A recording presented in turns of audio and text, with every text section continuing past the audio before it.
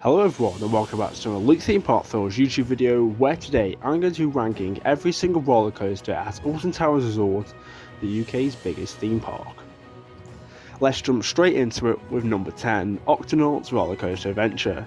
Opening back on the 31st of March 2015, this San Pedro Jr. coaster is the only coaster in Seabees Land until next year in 2026. Octonauts Rollercoaster Adventure has a length of 469 foot, a maximum height of 22 foot and a top speed of 18 miles per hour.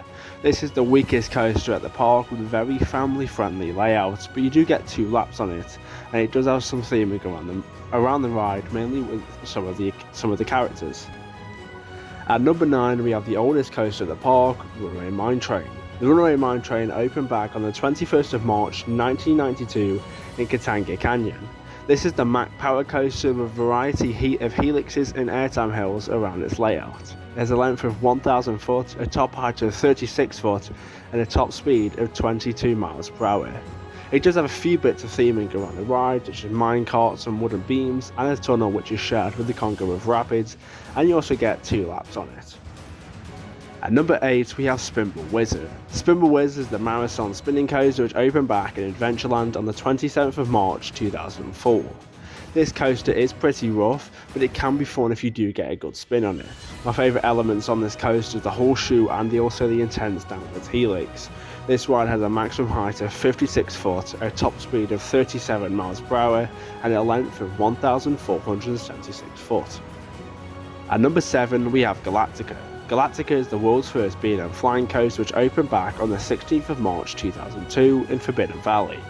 This coaster has a length of 2,755 foot, a maximum height of 65 foot and a top speed of 46 miles per hour.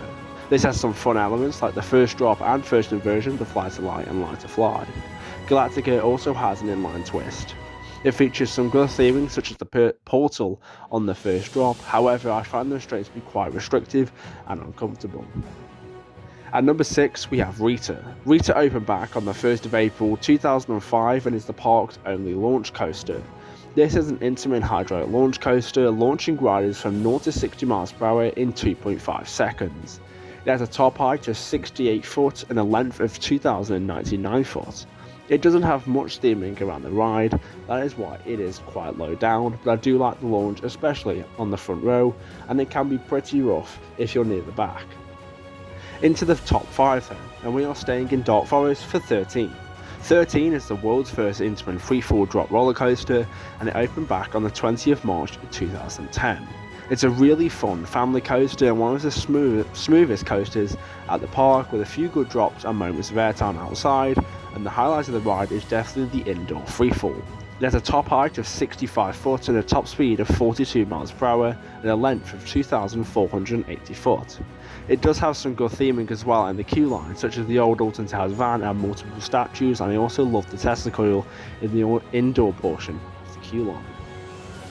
At number 4 we have Oblivion. Oblivion opened back on the 14th of March 1998 and is the world's first vertical drop roller coaster. It has a height of only 65 foot, but the drop is 180 foot. It has a top speed of 68 miles per hour, making it the fastest roller coaster at the park. It has a length of 1,222 foot, and I also love the anticipation for Oblivion. The queue line pre-shows build a very menacing story, and the slow lift and turnaround before the drop. The hang over the drop is also incredible as you wait to plummet into Oblivion. The front row is great also on this coaster, but fun fact, it's actually not completely vertical as the drop is only 87.5 degrees. At number 3 we have Wicker Man. Wicker Man is the park's GCI wooden roller coaster, opening back on the 20th of March 2018. It has a length of 2,608 foot and a top speed of 45 miles per hour. It is packed full of airtime with many moments of ejector airtime. It has incredible theming as well, with a huge burning effigy structure in the centre of the ride.